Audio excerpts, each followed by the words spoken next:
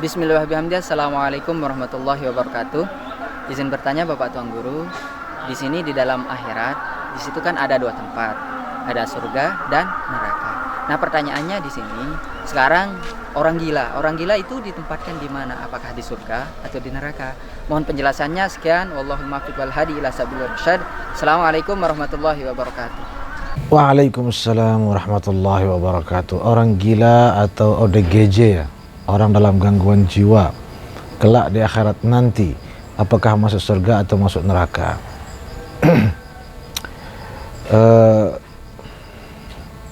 Untuk diketahui, orang yang tidak sehat akalnya atau tidak berakal sehat, tidak normal akalnya, maka gugur semua kewajibannya di dalam beribadah kepada Allah Subhanahu wa taala.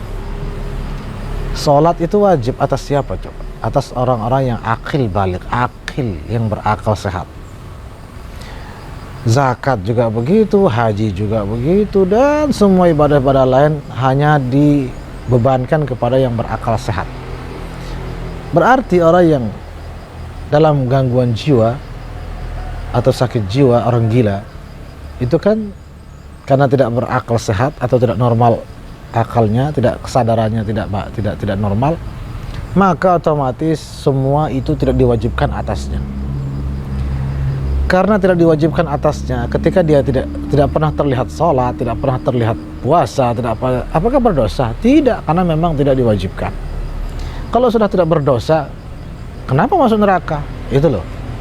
Dia sama seperti anak kecil, bayi yang belum berakal, lalu meninggal dunia.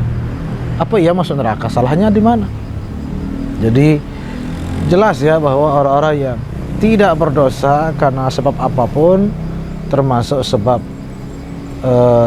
dicabut oleh Allah kemampuan berakalnya sehingga gugur semua kewajiban-kewajiban, juga tidak disiksa oleh Allah Subhanahu wa taala di api neraka. Walaupun ada satu pendapat menyebutkan bahwa ODGJ kelak di akhirat itu akan diuji secara kilat dengan beberapa ujian atau pertanyaan atau perintah. Jika dia mentaati perintahnya, dia masuk surga.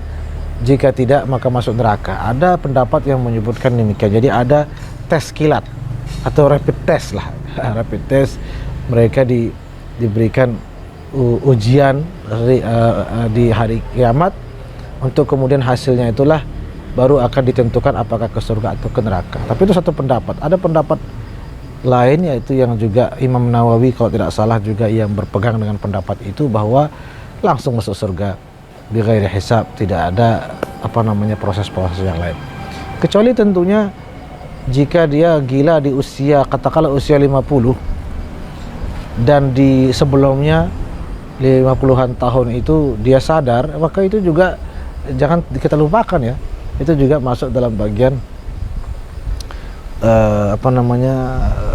yang dipertanggungjawabkan juga kelak di akhirat.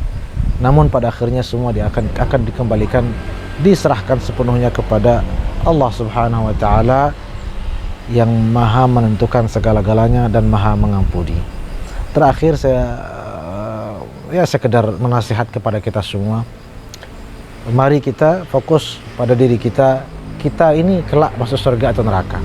Orang lain masuk surga ataupun masuk neraka bukan urusan kita. Kita ini yang penting harus berikhtiar dan berusaha bagaimana agar kelak diterima oleh Allah di surganya. Amin ya rabbal alamin.